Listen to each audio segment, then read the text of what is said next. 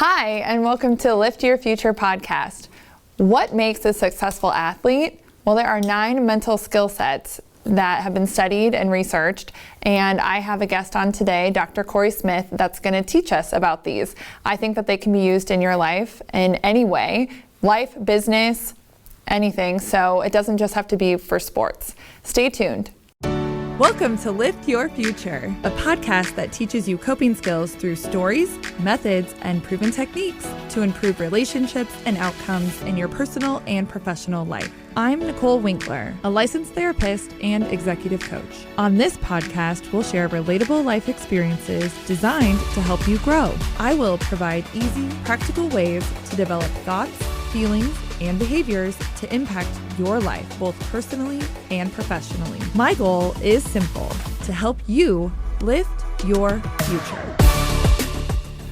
Hi, Corey. Hey. I'm so glad that you could be here. Thank you for being on the show. Oh, you're welcome. I'm happy to. Yes. So I know that you had a topic in mind that you wanted to talk about today. Yes. And I love this topic. I love it not only for what it is, but how we can actually use that and expand it out to life and to business and leadership and all those things. Yeah. So without further ado, where would you like to start? Well, why don't I start off just by kind of explaining like the model itself. So Jack Lessick, who is at the Ohio Center for Sports Psychology, established the model, which is the 9 mental skills for successful athletes, right? I love this model. Yeah. I love this model. Well, it's really practical, and especially through the lens of like cognitive behavioral therapy, performance enhancement, executive coaching, life coaching, all of these things are pertinent. So the model starts off with, right, preparation skills, which are like a baseline, right? This is your base of your jumping off point, I guess is the way to describe it. And he calls them skill sets as well, interchangeably, yes. Yes. And then you move up to kind of pre-performance and then performance skills. So it starts off with attitude, motivation, people skills, and goal setting. And then we go into self-talk, visualization, which are kind of your preparation for performance, and then your performance skills, which are managing anxiety, managing your emotions, and concentration. So the successful, you take a person, Michael Jordan, LeBron James, people like Bill Gates, Steve Jobs, they would have had, to a greater or lesser degree, a really good handle on all of them. Those 9 skill sets. Yeah. And so it's a really good demonstration, though, that, was Michael Jordan the best athlete in the world? He was great, right? Big, strong, fast, jumper, all these things. But there's tons of people that can do that, right? They have that elite genetics. Sure, work ethic. Yeah, right? Put the time in. Exactly. But what made him so much, what made him shine so bright? Yeah. So if you take a look at people like that, and with Michael Jordan, you have the 30 for 30, the last dance, where you really kind of see a lot of that stuff come out. Which is phenomenal if you've not watched it. The Michael Jordan documentary, it's on Netflix. Definitely worth watching. Yes. And that shows a pretty good demonstration of why he was just different, right? His preparation was different, his attitude was different, the things that he took motivation from, it was just different than other people. So the Dr. Lessick has an assessment that's a self-report, just a pencil and paper test. Like 30 questions. Yeah. And you can go through and just see where your strengths and weaknesses lie. And then in a consulting role, the coach, right, would go through and just help the person kind of jump off from the strengths that they have, and then kind of shore up some of those weaker areas, right? And then just kind of have this nice breadth of skill sets that they can use, and that it's just tons of benefits from it. Yeah. So the number one thing, first and foremost, is attitude. Yes. Right. And I love how he puts it. He says, choosing to have a good attitude. That's it. Yep. And I think that's really important to talk about. You have a choice. And this goes on, I say this too, but it's kind of funny, and hopefully listeners can remember this too. Whenever I'd have a client come in and say they didn't do their homework or they didn't follow through with something, they'd say, well, I just didn't have time. And I learned early on in my career, well, you had time, you just chose to do something else with it. Right? Like we all have the same amount of time in a day. It's how we choose to use our time. So choice is really important. And so I love that he says choosing to have a positive attitude. Because we do have to make a choice to have that mindset or that type of attitude. It's totally, and it's a verb too, right? You're choosing to do this, and you're choosing to do it during times when you probably have, I don't know if it's the right, but you certainly have an excuse to be in kind of a negative spot, right? Yes. Take our current situation. You've got a global pandemic going on for almost 2 years now. Everyone's central nervous system is completely dysregulated.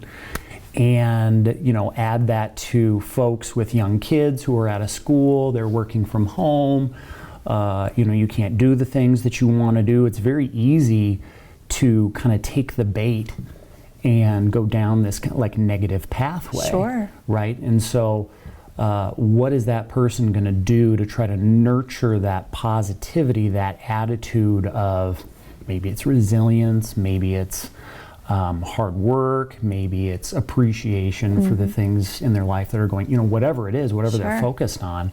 And also that's going to change every day, right? So, if I'm waking up, one of the ways that we teach this is, to have a person every single day choose something that they're grateful for, right? And the trick is, because everyone's like, okay, well, I woke up in a warm bed today, and not everybody did that. My kids are healthy, not everybody else has that. All these things, and you kind of start going through the obvious ones, and after about 2 or 3 weeks, okay, all right, well, I got to start looking. Right, because I'm not going to let you repeat. I never let somebody repeat their gratitude. Yeah, exactly. Like, okay, so you're grateful for that. That's awesome. Right. What else are you grateful for? Yes. I want to go beyond the, quote, normal or the easy kind of layups. Right. So I take those easy layups for as long as I can, and I exhaust all those possibilities. And now what I have to do is I have to start actively looking for things to be grateful for, right? And so if I can start using my creative mind to change my attitude, well then I'm looking for stuff that's going right, instead of our typical, which is looking for, oh, well, this doesn't look right and that doesn't fit right. It's just one more thing. Yeah. Of course it is. Oh gosh, this, that, oh man. And it's always this, I think it also links really well with I'll be happy when. Yeah. Like, that's one of the first blogs I posted on my website was I'll be happy when, and why am I not happy today? Right. And what is there to be happy about today? Yeah. Because when that happens, when you graduate, when you get that job, when you get that promotion, when you have your own business, when the pandemic ends, there's going to be a whole slew of other things that are happening. Right? Yeah. And then it's I'll be happy when. Well, okay, when is not going to happen? Right. Well, and it's about, so the Stoics would say that it's about enough being enough, right? Do I need $50 billion, or once I get that, is it going to be, but 60 would be great. Which we see happen all the time. All the time. So when you can nurture this attitude of, I have what I need, I am still growing, I'm still learning, right? Making the choice to still grow and learn. I'm choosing to, knowing that I'm coming from a secure base. I've got good relationships, I've got healthy kids, I've got enough money to pay the bills, and do all the things. Okay, I'm good, right? And now I can go from there, because if everything goes wrong and I realize that the thing that I want to learn or the thing that I want to do isn't a good fit for me, then I can walk away from that knowing that, I'm still good, I still have enough, right? And so that's that like safety, right? That's that security. Yes. And we know from people who have terminal illnesses that oftentimes people who have terminal illnesses are more grateful than those of us that aren't going to die of something like that we know of in the very near future. Right. It's like, hey, be grateful for today. Be grateful for the breath I'm taking, the relationships I have. I see, I've heard from cancer patients, I breathe air differently than I used to. I'm grateful for the air and the sunshine and the things that are free in life. And so I always think that that's a really interesting perspective to have as well. Well, it's so interesting too, because it's like, do I have to stare down death to appreciate life, right? Unfortunately, when bad things happen to people that we know and people that we love, we think, boy, gosh, what an important reminder to not take life for granted. And, that lasts for however long it lasts, right? It's not really It's usually temporary. Yeah. Until it happens to you, and then maybe your perspective is really opened up. A friend of mine she and another colleague started a company that's kind of focused on taking care of medical providers, psychologists, therapists, etc. during the pandemic. And she talks about, she's very, very much into mindfulness meditation and these kind of more Eastern philosophies.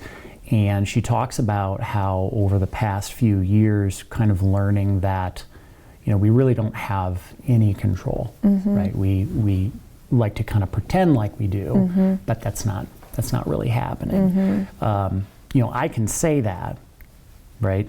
And you can say that, and we mean it, but we don't really understand. No, I still want to have control. Oh yeah, I absolutely want to have control. Right, yeah. I'm not going to give up my control. I'm driving.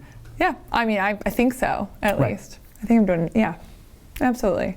So, so the attitude piece, the ways that I like to teach people how to do this is, they might find some quotes online that really speak to them. It might be an author that they really like. It might be an athlete. It might be anything. And I should back up too, because ultimately this is the 9 mental skills of successful athletes, but ultimately this is just what successful people do. Yes, exactly. Right? And that's how I wanted to kind of frame this whole thing. Was why is this just for athletes? Right. It's for life. Yeah. The people in your life that have a good attitude are oftentimes the people that you're attracted to, right? These are the people that they look at problems as opportunities, where they get excited about, okay, how are we going to do this? What's going to happen? How are we going to make this work? What am I going to learn from this? This is awesome. So the finding quotes from people that you admire or people that you've not heard of, finding there's a really good quote from Zig Ziglar, who I'm gonna bust up the exact wording of it, but he says successful people don't wait for the elevator, they take the stairs. Yep. Right? And that right there is such a simple, it's just a very easy little thing you can, so you remember when we were at the prison, the psychologist who was there before me, he had great psychologist, great person,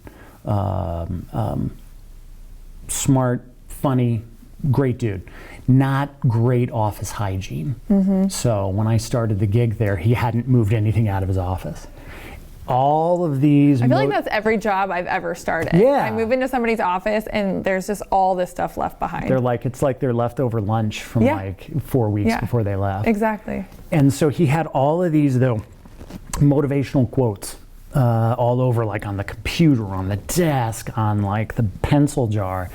And that's the same type of thing, right? These were things that he thought were important. A lot of stuff about teamwork, a lot of stuff about resilience, a lot of things about self-care. And so wherever he looked in the office, he could see one of these things. And when you have that, I think it's easy to get, well, this just kind of becomes part of the gestalt of the room. Absolutely. Right? I was just thinking that when you said that. So I if it's a sticky note, change the color of the sticky note, change the quote. Right. Because we get used to it. We get used to seeing it, and then we're not actually reading it anymore. Yeah. We're not actually internalizing it anymore. Right. You're just going past it. So if for some people, there's a quote that just really like that's for them, and they put it on a pen or stationery or something like this, right? Yes. And that's great, but again, like the sustainability of the thing, the gestalt of your workspace is going to be really important. So changing those up, like you said, different color sticky notes. Do it in a different color. Everything. I have people write, whether it be affirmations or quotes. I've had people, I get dry erase markers. If you want to use the same one every day, that's fine. Yeah. But I want you to write it on your bathroom mirror every single day. Yeah. Whether it be one quote, 1 or 2 affirmations, in a different color, in a different font. Make it cursive this time. Make it, write it in this corner, write it in this corner, write it at the bottom, write it in the middle. Change the location so your eyes are actually drawn to it and you read it every time. So then do you have them like clean it every day and start fresh in the morning? Okay. Yeah. So then when you're meeting with somebody, do you have a source that you like, for them to look like? In other words, is there an online source that you like for quotes? Not one in particular. I mean, Google, but not one in particular. If it depends what they're going through in their life. Maybe it's grief. Maybe it's a hardship. Yeah. Maybe it's an attitude. Yeah. Something like that. But I don't like to tell them what to put. Yeah. I like them to find it for themselves. Yeah. It'll mean more than me telling them what to put down. So that is a really good segue into motivation, right? Because and this is internal motivation. Right, is what he's talking about. He's not talking about external motivation. We're going to win the game. We're going to make all this money. We're going to all these things. We're going to get the trophy. It's not about that. It's about what is internally motivating to someone. And as people in the helping professions, right, we realize that I can't insert you with just download that. Yeah, right. Let me just throw some motivation in there. Here's some software. Download it tonight. And that's one of the things with motivational interviewing, right? That if I go to my physician and I'm a smoker, and you're my physician, and you're like, Corey, you really got to quit smoking. No, you have to quit smoking. Right, this is your health. Yeah, this is your health, right? And do you want to see your kids grow up? Do you want to run around with your grandchildren sometime? And what do I start to do? I get defensive. Well, these are your cigarettes. Right. And this is my grandmother at 90 years old when she got out of the hospital. And one of my aunts was still buying cigarettes for her, and the whole family was up in arms about it. Yeah. She's like, these cigarettes and my beer are my best friends. Right. My very best friends. Yeah. They have been with me through it all. I'm 90 years old. Yeah. Don't take those away from me, right? So when we tell people to stop doing something or to do something, we generally don't get the result that we'd like. Like, we get defensive. Yeah. Well, and reactance theory tells us that if you take a grown person and I say, Nicole, don't touch that table. Don't do it, right? That's all you want to do. Boop, right? Exactly. Because that's what happens, right? And it's We're not adults. just kids, it's adults too. No, it's totally adults. Kids do the same thing. Absolutely. But we see it in adulthood too. Well, because for a kid, it's, well, what's so awesome about this table? Well, like, why can't I touch this table? This seems like fun. Yeah, well, now I just want to do it to spite you. Right. Especially if they're your own children. Yeah, especially if it's my daughter. So with motivation, it's about, okay, so when I worked with the athletes at the University of Louisville, we worked with the football team, and guess what everybody said they wanted to do? Win. Go to the NFL. Oh, well, of course. I want to go to the NFL. Yeah. I can't wait. I'm going to go to the NFL. I'm going to get my ride. I'm going to get make all money this and money. all these things and all this stuff. And, that's great. Like, of course, a Division I athlete, playing the sport professionally, sure. But what's the likelihood of that? Well, yeah. And does that get you up every morning at whatever time to go train, right? Is that what gets you, through two-a-day practices? Is that what gets you through? To give it your all in those practices. Right. Are you like, oh man, I can't wait for the sweet locker rooms and the awesome, helmets that, that's not what happens. So the motivation that Lessig is talking about is more about, this is why I do this thing, right? So if I am a business person, then am I motivated by the relationships? Am I motivated by the hustle? Am I the motivated? product that I'm creating? Or, exactly, yes. right? So what is it that I'm using to kind of like light that fire and keep it burning inside of me? You know, the idea of the number of zeros on the NFL contract that I'm going to sign is great, but ultimately, you know, if you're like lying in bed at night, you know, dreaming about your future and it's about signing a check, yeah, I don't know that that's really the thing. Well, and it's so far into the future that it's not focusing on the now and the present, which is what we ultimately, the only thing that we can control. It's the only place that you have this elusive idea of control that we just talked about. That's right. So the motivation piece, the other part of it is that, you know, from MI we learned that, you know, I can't insert motivation in you, so I got to pull it out of you, right? So what I want to talk to people about in that situation is, you know, what do you love about the work that you do? What about your sport has always driven you, right? Is there something about competing, performing, talking to a jury, you know, going into surgery? Like, what about that really gets you going? How does your central nervous system then react when you start thinking about these aspects of your job, your career, whatever it is, right?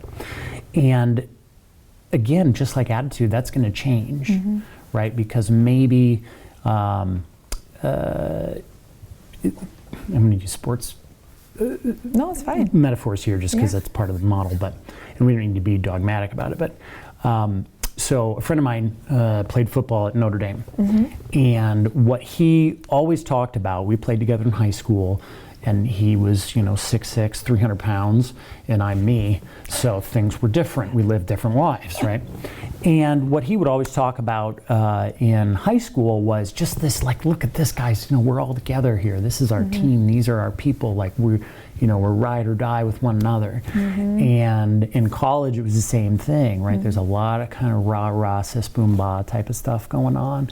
Everyone's down for each other. Everybody hangs out together. You know, all the defensive linemen hang out together, and the defensive backs and everybody. Which speaks to the, like, humanity needing to fit in with somewhere and belonging. Yeah, belonging you gotta have is that super place. important. Yeah. And so for him, that was a motivator for him. You know, when he was doing summer and winter conditioning, it was like, I gotta take care of my friend here. I gotta take care of my friends, right? And when he went to the league, it just wasn't like that. This was their job. You can be traded. You can go to a different team. It's exactly. not And very different. Him coming in, playing his position, well, he's taking possibly like literal money out of the pocket of the person who's there right now. Who he's trying to rah-rah with. Yeah, so we're going to be buddies and we're going to be teammates and we're going to be all down for one another. And like, no, because if you take my spot and I get traded, then my life is going to change completely. Significantly. Yeah. So he had said, you know, his best friend on the team was like the punter. And it just changed in it, he didn't like it as much. That was my follow-up question to that, was how did he feel about the game after having that experience? It just wasn't as fun for him anymore. And, you know, I don't know. I think that it's important for 12-year-old boys and girls to have fun playing their sport, and 17 and 18-year-old boys and girls to have fun playing their sport, and then probably 21 and 22, like, okay, is this kind of becoming a business now? And especially like now with name, image, and likeness, and there's money to be made and things like this, but not even on the field anymore. Or on the court anymore. It's off the court where they make most of the money, right? No question about it. And so you get into the NFL and like, well, I don't really care if you're having fun, man. This is not, like, we're not here to have fun. We're here to put food on the table for our kids, and we're here to pay the mortgage, and, you know, I don't know. I suppose probably most NFL guys aren't too worried about their mortgage, but I don't know. Depends on the house. I don't know. Yeah, it depends on the house. Yeah. The lifestyle. If you're in San Francisco and you're like, you know, live in downtown or something, you got like a big loft apartment or something. That could be pricey. Yeah. Better work harder. Let's look into it. Pull out the Google machine. Let's find out. So after motivation, Yeah. then what? Well, So attitude, motivation, yep, and goal setting. and goal setting. Right. Now, I think it's important to, I have talked about goal setting on this, Yes. on the podcast, but I think it's important to reiterate what good goal setting is. Yeah. So, so the way I teach it is I use SMART goals. Yes. Right. Yes. So specific, measurable, actionable, realistic, and time-oriented. And so this kind of goes back to that same metaphor, right? Like college guy, good athlete, talented. I mean, he's not, well, so what, like 1% of college football players go to the NFL? Are you in the 1%, man? I mean, I think I am. I'm sure that but you are. here's an example though. Like my goal for myself, a SMART goal for myself, is not to go play football Right. in college or in the NFL. Like, Yeah. that is not a realistic goal for me. Right. So this guy says, okay, so my goal is to go to the NFL. Well, that's great. But I kind of call that a dream. Of course. Because that's different, right? So many things are out of your control, right? What if nobody needs, a second string defensive lineman? What if you get injured? What if you get injured? What if? There's tons of things. What if they pick up a 5-star defensive lineman in your sophomore season and you're just smoked now? And this was before the transfer portal, so you couldn't, I mean, you were pretty much staying where you were. So what we talked about with him was hold on to that dream, because that's part of the motivation piece, right? And the attitude that he's using is a positive one, because when he was playing, he was having fun and he enjoyed that. He liked to talk a little smack and he liked to play really hard, and he liked the idea that whoever's in front of him, like, I hate you now, right? And I'm just going to beat you up for the next, whatever, like 4 it plays quarters. like 7 seconds or whatever it is, and then the next guy comes in or whatever happens, but in this play, I'm going to beat you up. And he loved it. But his goal setting was just off, right? Because what he was doing was, so they had some metrics that they kept, and I assume that most teams do this, and so if after the game you get a score for how you did as an individual, right? So did you do what you were supposed to do? Did you have any penalties called against you? Did you have times where you went above and beyond and did more than what you're Like a little assigned? report card Exactly. for every game. And so his goal was, well, I want to get a certain percentage after every game, which is great. But, the problem with that is that, there's not, we don't reach like a pinnacle level of recognition until the practice that we're doing, it reaches a volume and a level of excellence that when we do perform, that we get that like recognition and well, like Michael Jordan, right? What he did in a game was great, Right. but we didn't see what he was doing in practice the whole time, right? How Which much was he was practicing. going above and beyond Exactly. and above and beyond each and every play and day. Everybody can do the bare minimum, and that's fine. Well, there's a lot of raw talent. Yeah. So you're raw. Yeah, you have great talent. That's awesome. But what are you going to do about it? Right. A lot of people have a lot of talent. So if you're willing to do the bare minimum, then that's probably like, you're going to be right in that 84%, right within 2 standard deviations of the mean, right? You're going to be right in that big fat part of the standard curve with everybody else, and that's great. Yeah.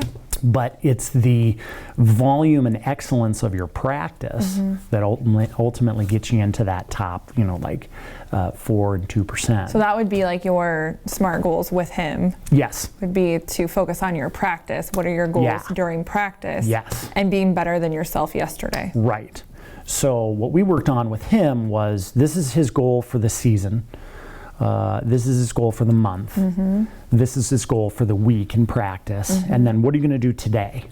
Yes. So if your goal is, I want to perfect this technique to use as a defensive lineman, then today what I'm working on is my first step.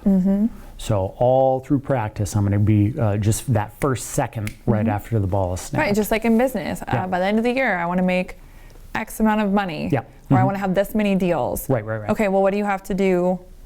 Work backwards from that. Yep. You know, and what do you have to do in the next month to get there? Right. What do you have to do in the next week to get there? Yes. What do you have to do today?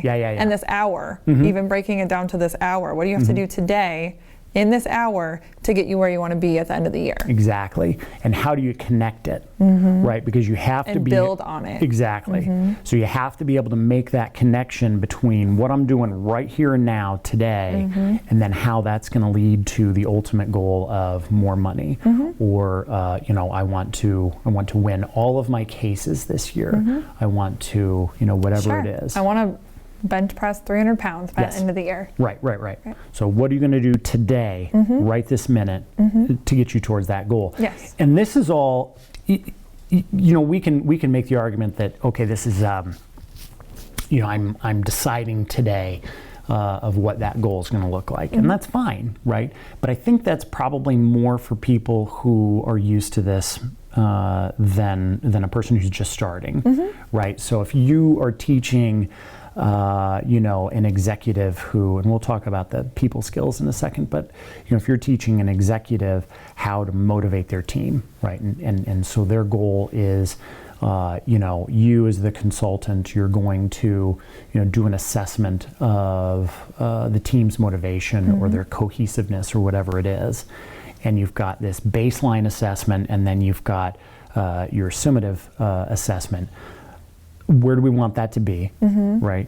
And acknowledging that, you know, one of your employees might be in a bad mood when you do that summative. Or they might not like you. Yeah, right. Or a coworker. Exactly, exactly. Because there's a human element there. Totally. Of course. So you look at that person and say, okay, so, you know, what's realistic in a month? What's realistic in 6 months? What's realistic in a year? And then, you know, and maybe this is something that you and them do together during your visit, and you lay out, okay, here's the next 4 weeks. So every day, this is the goal that you're working on for the next 4 weeks. And then when they get practiced at it, well, then they're just doing it, right? Because it does not happen overnight. No. It really is a building blocks phase in any relationship that we have, whether that be a family relationship, significant other, children, coworkers, employees, business vendors, anything like that. It's okay, we're building blocks here. We're building blocks.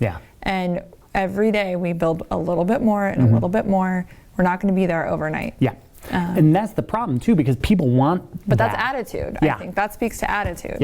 I know, I understand my attitude is today I'm going to be better than I was yesterday. Yes. And today I'm going to set this goal to continue to foster these relationships, to foster their motivation, to find out what motivates them. Like, you can't just be like, what motivates you? Right. Most people are like, well, I don't know. Money. Because, well, we're figuring out, I think, through this great resignation, that money is not motivating for a lot of people anymore. And so, I mean, that's a whole different topic for another day, but I think we're seeing that. So it's like, oh, we thought that money was the motivating factor with business, but it isn't necessarily the motivating factor anymore. Well, and even look at, you know, the number of people who were told for years, there's no way you could work from home. We can't do it. There's no way. We can't support it. Productivity is going to go down the tank. All these bad things are going to happen. And then lo and behold, all these people have been working from home for almost the last 2 years to, you know, there's outliers, but you know, to more or less a positive positive outcome. And I think that people, you know, are also kind of starting to be like, you know, I don't necessarily feel valued, right? I don't feel respected. I feel like I feel like you've been lying to me about stuff up to this point, which probably isn't true. I mean, it was just so new, like everything that had was to not part of change our so culture quickly. at all. It just wasn't the way that we looked at, you know, work and productivity, right?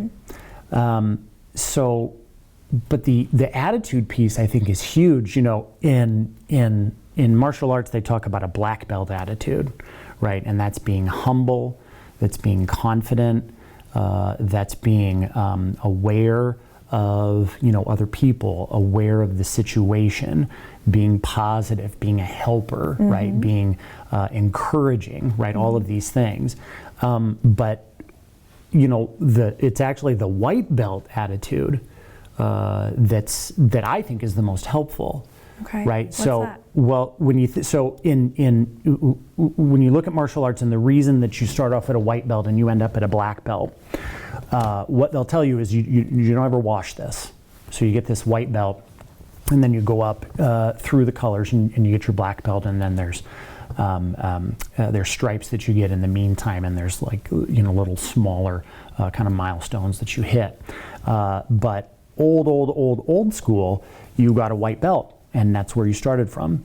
And the reason that it became black was from dirt and sweat and that makes blood sense. and just work and just, so you never wash your belt. You can wash your gi, you can wash everything else, but you never wash your belt. And so, you know, old school, you know, thousands of years ago, if you saw someone with a black belt around their waist, ooh, that person's seen some stuff, right? They've worked really hard. They've trained really hard. Like, just the color of that belt communicated this person has done a lot. Yeah. Whereas a nice clean white belt meant this person hasn't done anything yet, right? They haven't learned anything That makes yet. sense. So the white belt attitude is about, I'm going to learn something every single day, right? That's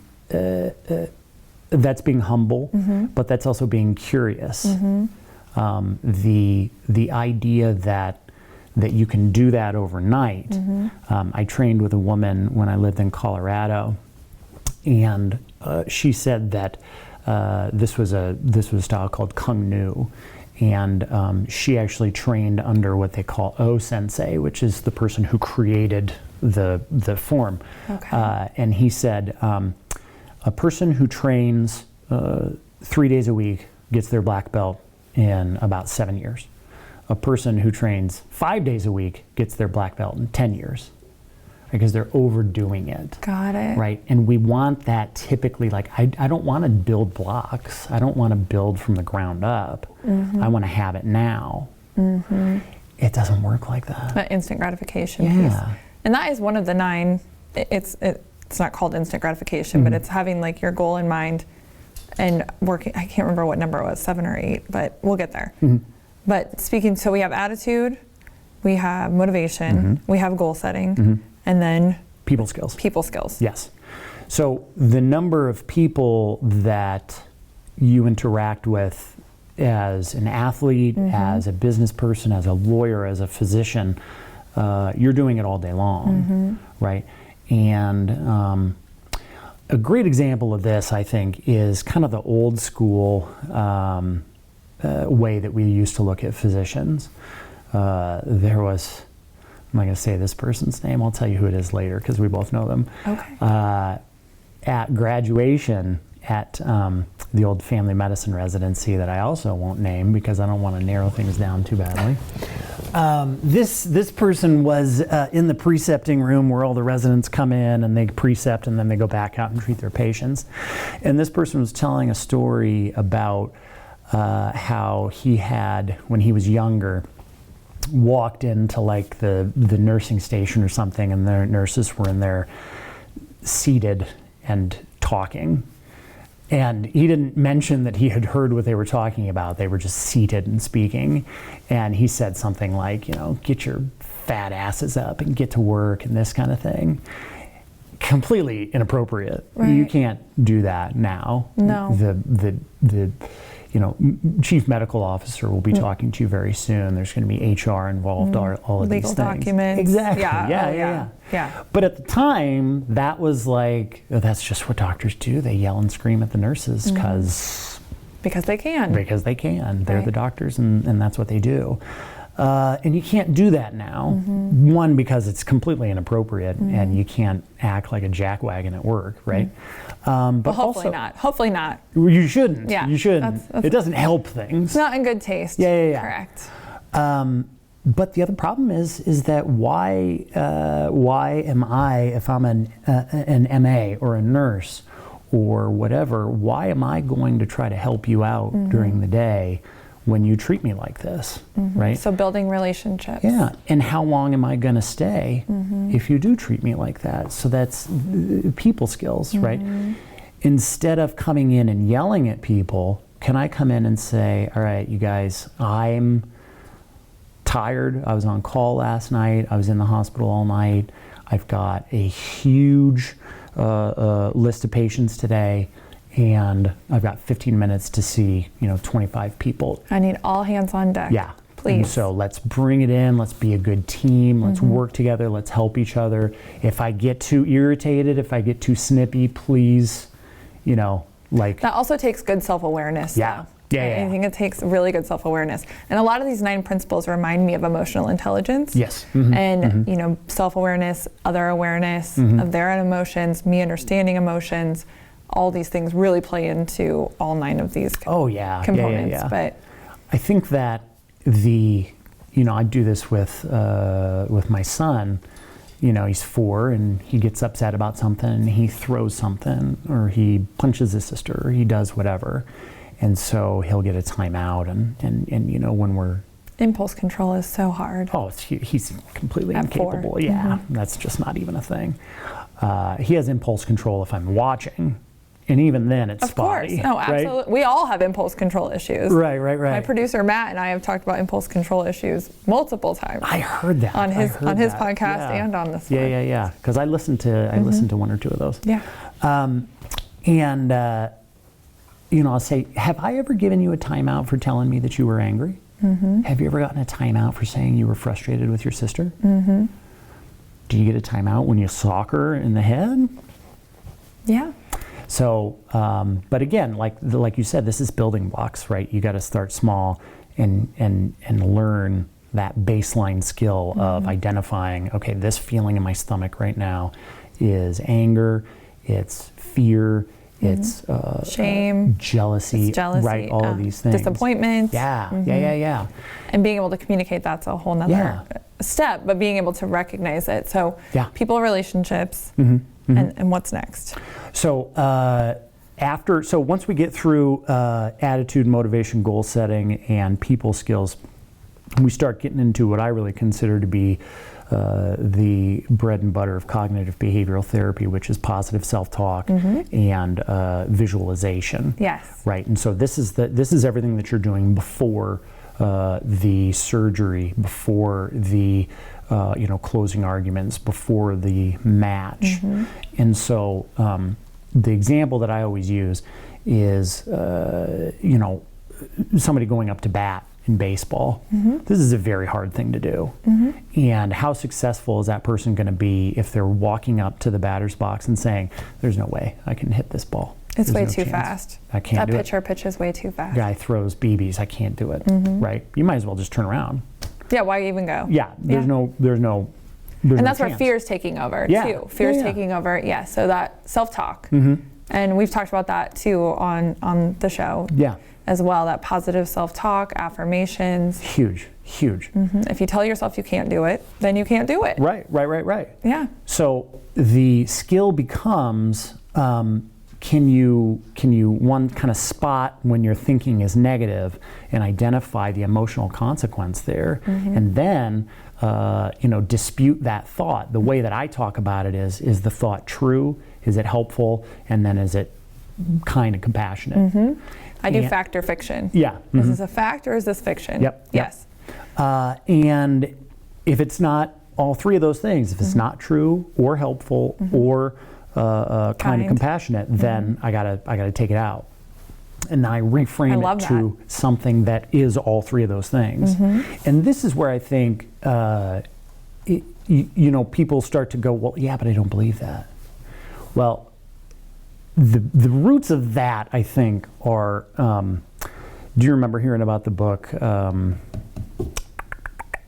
gonna doof on the name of it, but it was The Power of Positive Thinking. Oh yes. Yeah, and so the everybody who didn't read it was like, oh, all you have to do is think positive. It's not going to rain today. I'm the best athlete. I'm the best lawyer. Okay, that's just all you got to do. You just got to say that stuff to yourself.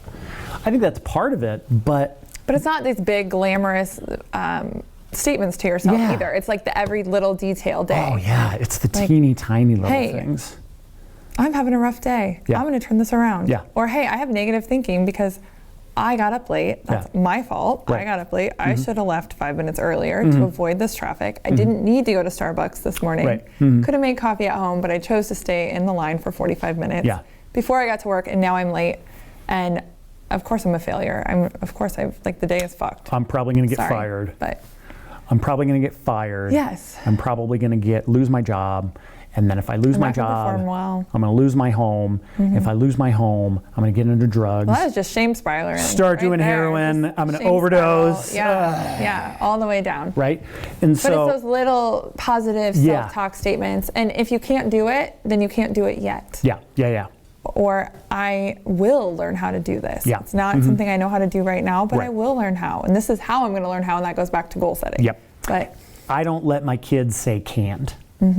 They can't say, I can't do this, I can't do that. They have to say, I'm having trouble with it. Because it's just a different thing. You can't. it's a whole different mindset. Can't is done. That's dead as disco right there. I'm not even going to try. No, because I can't, right?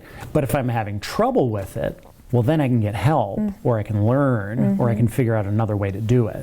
But can't is too final. Absolutely. So with the positive self-talk, we got to work with the person about spotting what their patterns are. Where do they fall victim to, the cognitive distortions that we've talked to patients about for a million years? And what are their habits? And then to develop a new habit. You talked about a whiteboard. Having a whiteboard, putting it on the mirror of their bathroom. And I show them how to draw like a thought map. And so, if we use the example of walking up to bat, right? So if you're walking up to bat thinking, That's this the guy's event. too fast, Walking up I to can't bat's the do it, event. it's not going to work. And what do you feel then? Well, I feel nervous. I feel upset. I may, start to get shaky, right? And then my behavior is maybe my bat stays on my shoulder the whole time, right? But how do you feel different if you're going up to bat and thinking, okay, so there's a guy on second, so if I can just push it into right field or to the right side of the infield, if I can just hit it in that direction there, then I can make something good happen. Yes. Right? So it's not about can I be successful or am I going to fail? My batting average or my, yes, absolutely. Plus, like if your batting average is 300, you're an all-star, and that means that you fail 7 out of 10 times. Yes, right? So exactly. You better have it pretty good in the top 2 inches to make that happen. Yes. Right? So you have to start making that habit. And again, it goes, you already said it, it's the building blocks. Right? So each time that doubt creeps in, you have to spot it. Shut it down. Yep. Yeah. Identify it, shut it down. What's the new thought? What's the replacement thought? And move forward from there. And it's repetition too. Well, we're creating new neural pathways. Yeah. And to create new neural pathways, you have to constantly practice doing that. Over again. I tell people you got to do a thought map every day. Yeah. At least. Multiple. Right. And then I do multiple thought maps every day. Right. And then when you get the reframe that you want for that situation, it's not as if I've got this negative thought and then I've found a new one and that's just And now the negative thought goes away. Yeah, no. I got to hit that negative thought repeatedly with the positive one to get that to sink in. Because the other piece about this is that this is a habit, right? I'm 45 years old. If I didn't do any of this before now, I got 45 years on the job of being negative and tearing myself down and doing all these things that are sabotaging me. So I've got to practice the skill itself, just the thought map and understanding how this all works. And the thing about life? Yeah. Regarding that, there's no shortage of opportunities. Oh, yeah. To practice this. Oh my gosh. They're everywhere. Yeah. So that's a reframe too. You got it. I love it. Because yes, this is negative. Yes, this is negative self-talk. Right. Yes, you're really good at this. Yeah. You can get good at positive self-talk. And there's no shortage of opportunity because you create this negative self-talk for yourself multiple times throughout the day. Yeah. So that's awesome. Yeah. Like it's awesome. You have so many opportunities to practice and create these neural pathways and strengthen the bond. Yeah. I'm so excited. That's such a nice way to think of it. I don't know that would sound that great coming out of my mouth, though. Don't you think that's kind of a... Maybe you smiled really big. I like the idea of it. I like the idea of it. I don't know if I could sell that the same way. Well, you can sell, though. I know what you can sell. It is visualizing. Yeah. The next step, which is visualizing. You're really good at selling this piece. That is like so a friend of mine played basketball at University of Kansas, and he before games would sit in his locker and just like close his eyes and listen to music, and he would go through the entire game in his head visually from his perspective. So he's at the foul line and shooting. He's guarding the person that he's going to be guarding that day. He's running the offense, etc. And he would say that for the most part, it pretty much went the way that he thought that it would, right? And there's a ton of different ways to look at it, but one of them is, this is a rep that I'm going through, right? So every free throw that I shoot in my mind's eye counts as a free throw that I've shot physically, right? And ultimately, like, the brain doesn't really know the difference because I'm giving it the same information that it's going to get in real life through my imagination. And this is so interesting too, because if you take kids and you have them pretend that they're on a my kids have been playing with a cardboard rocket ship at our house for like months now, and I actually tried to throw it away. They're ready to go to space at this point. I mean, I don't know that they're not going to. That's true. I have no evidence that they're not going to space. But they're so good at it because so much of what they do is about being creative and thinking creatively. Yes. Right? So they can go into the jungle, they can go into, an underground tunnel, they can go onto a rocket ship, just like that. And it's so easy for them.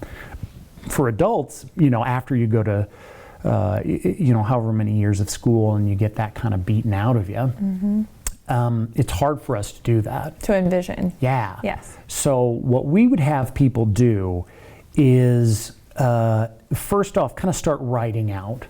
So I worked with a long jumper on the women's track team at the University of Louisville, and she was physically, she's a Division I athlete, right? She's, strong, she's fast, she's all the things that you need to be to do that.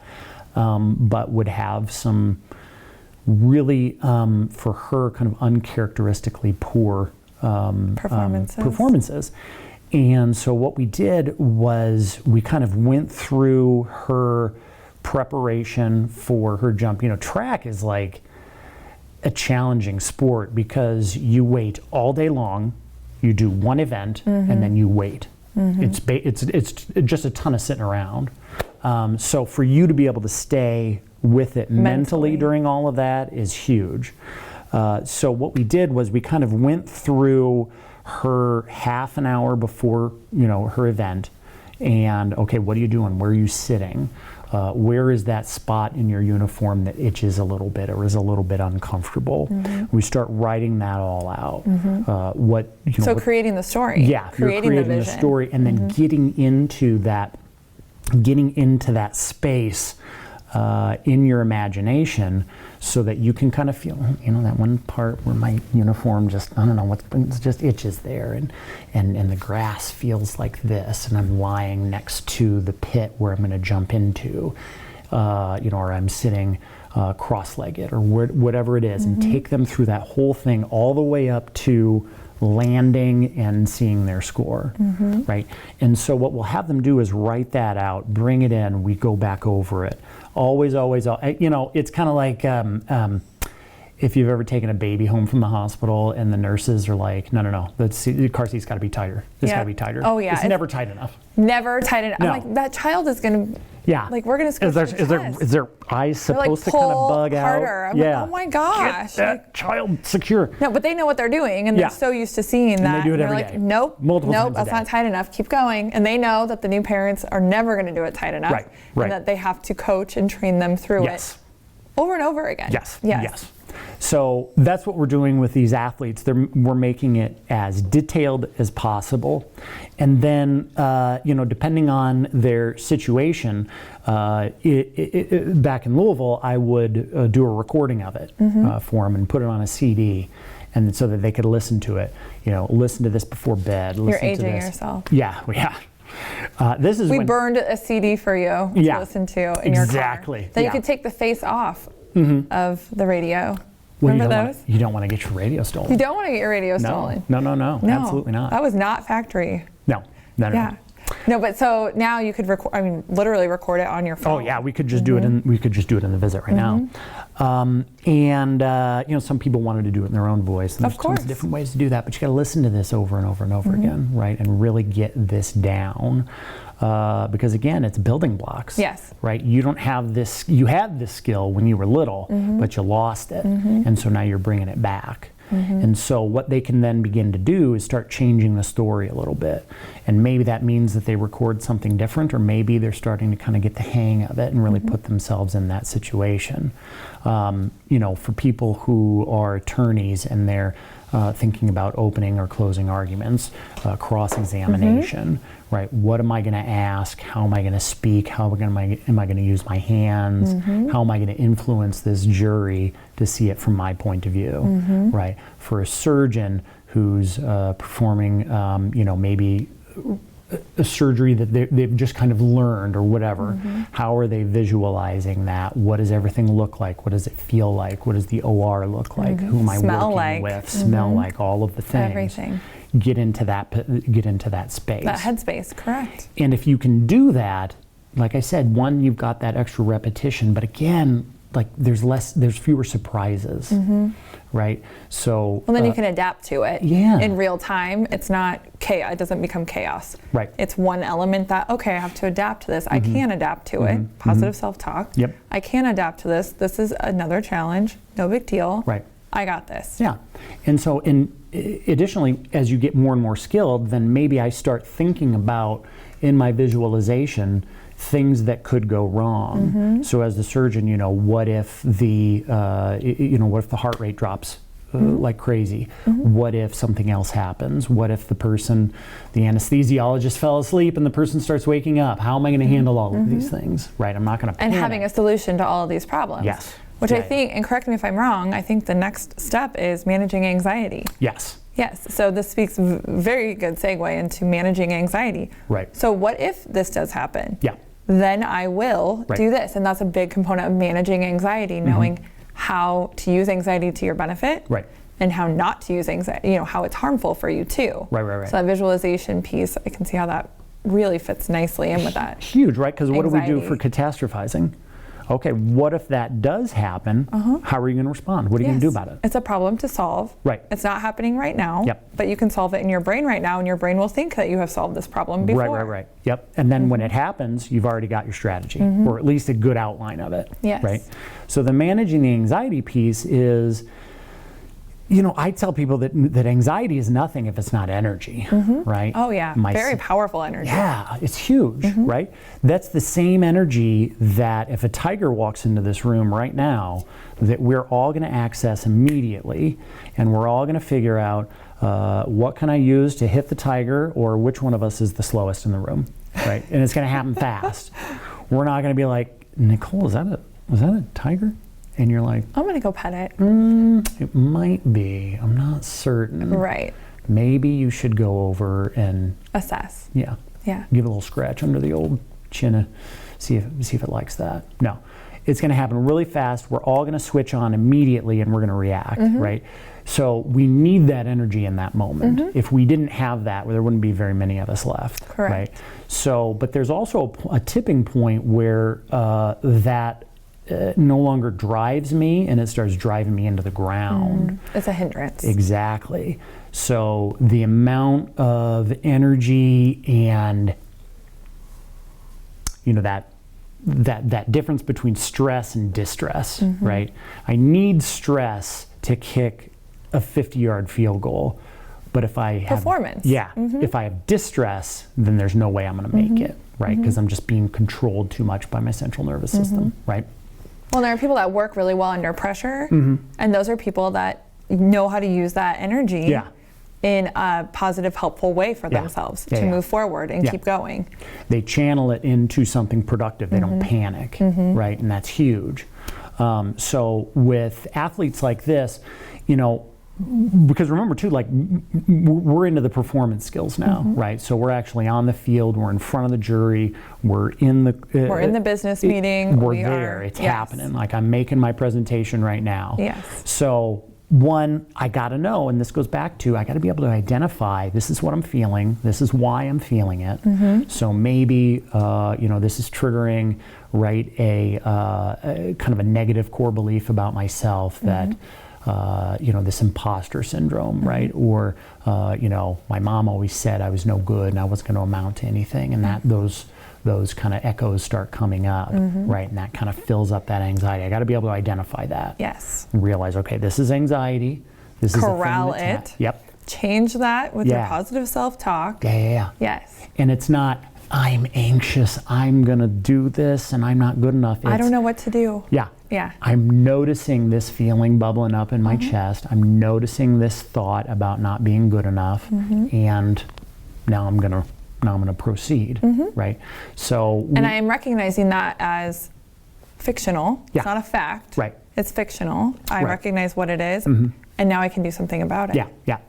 The ACT model would be, I'm not anxiety. I'm noticing that I'm having a thought that's leading me to have anxiety. Yeah. And Right. ACT, just for listeners, ACT is acceptance and commitment therapy. Yeah. Yes. So they got to be able to identify it, and then in the moment, what do you do with it, right? Because it's not like when you are, in this meeting where you're presenting your vision for the company, or this project that you think is just going to change everything, that you can like sit and be like, right? I can't like practice deep breathing, like Go into your meditative state, yeah, right? Your calming state. Sure. You can't Sure. do that, but you can still focus on your breathing in that moment, right? Because as much as we don't actually have control, I can still breathe, right? And no matter what's happening here, what's happening here, I can still just breathe. And that brings me into the here and now, right? So, you always hear stories about athletes who, gosh, this person's, father died last week, or, their partner just had a baby this morning, right? And so everything, or they're, sick with the flu or whatever it is. And so all of that energy is acting on them in that moment. And if they are, at the funeral home in their mind, oh man, you can't do that. If they're in, holding their newborn baby in their mind, You're not going to see the performance come through. yeah, you just can't do it. You got to be so focused. You got to be so connected in that moment, right? So the management of anxiety is about going back into the breathing, which gets me back into the here and now, right? I'm behaving mindfully, and I'm able to just engage with, this is what I'm doing right now. In this moment. Yes, I'm swinging a bat. I'm talking to the jury. I'm trying to convince my peers of this project, this goal for the company, whatever it is, right? But there's tons of other emotions that come into this, right? And that's the second one from the top. This is managing different emotions. So we're in that same business meeting, and you and I are presenting, our vision for the company. But that guy right there, I hate that guy, right? I don't like him, so now I'm getting distracted by, look at the way he's looking at me too. Well, now he just pulled out his phone. Yeah, now he's not That even is so paying attention. disrespectful. Look at how bored he looks, right? So now I'm getting distracted from what I'm trying to do, because that's triggering whatever it's triggering in me again, right?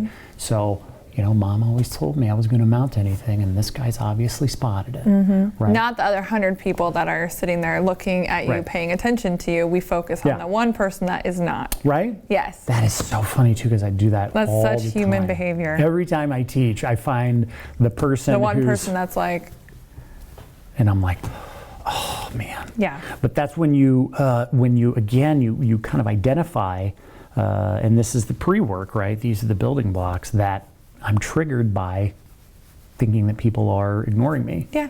Or that they're bothered by me, or whatever it is. And so maintaining control of those emotions. Yeah. Naming it. I think it's important to name it. You bet. Recognize what it is. Maybe we put it in a little shelf over here. Yeah. I'm going to address that later with myself. Not right now. Not right now. Well, and acknowledging too that there's a million reasons why this person is distracted right now. Only one of them is me, right? Maybe. That they are, that they're bored with what I'm saying, that they don't agree with me or whatever. Or maybe their kid is sick. Yeah. And they have to be on their phone to address what's going on with their child. Yep. It's not all about me. Exactly. Yes. So the emotions that come about in, again, if we kind of go back to sports, right, there's anger, there's, I don't necessarily know what the emotion is for this, but, there's always a bad call, right? And so there's like this betrayal or the sense of unfairness, right? Yes. And you have to have this short memory because now that's over. I saw, I live in New England now, so Tom Brady is he's just God incarnate in New England. And I still don't know how Belichick let him go. I've got to say, I have no idea how that happened. But he's older. He's like my age. He is still performing. I know, better but than 20-year-olds. But how are you going to give him like a 7 or 8 year contract, right? That's like Tom Bobby Brady. Bonilla style. It's Tom Brady. Oh, I hear you. I think saying. too, though, that like you win that many Super Bowls as he did, and you're kind of like, okay, is this me doing it, or has this been like the system or the organization? Well, he answered or whatever? that. That's it. Real quick. Right. And one season. Montana left, San Francisco, Manning left, Indy. So, you got to prove it to yourself. Too, I know. I get it. I just still don't know how it happened. But anyway, we digress. So the management of those emotions, right? You've got to have that short memory. And what he had said was he had made some mistakes earlier in the game and came down to the last series, and of course he did what he always does, and he drove him down the field and won the game. And the question was, how do you let all of that stuff go and do this and lock in like that? And he said, I have so much to think about right here and now. If I'm thinking about 5 seconds ago, I'm going to get destroyed. So I have to focus on what's in front of me in the next play. And that's so important, right? Because all of the stuff that's over, if you spend too much time looking in the rearview mirror, it's a great way to get depressed. Absolutely. Right? And if you're too focused on the GPS and you're not paying attention to where you're going, then you're going to get scared and you're going to get nervous and you're going to miss what's right in front of you, right? And so you get in an accident, right? Because you're not paying attention to what's right in front of you. So the idea with this is, that was a bad call, or I don't like that guy, I think he's judging me, or I don't know if they're as enthusiastic about this as I am. Put that away, go on to your next slide. Just kick this next slide in the zipper and really do your best, right? Because that will then be your memory, right? When you get onto this slide that's 2 after that. We can't do anything about what happened already. We have to be in the present moment. Exactly. Perform. Yes. And move forward. Well, and this can be the low point or it can be the high point. Of course. Right? So whatever happened here, this can be the start of my momentum up or it can be the start of my decline. And I get to choose which one it is. Yes. I can have that attitude, I can have that motivation, I can have that understanding of how things work, right? The last one is concentration, right?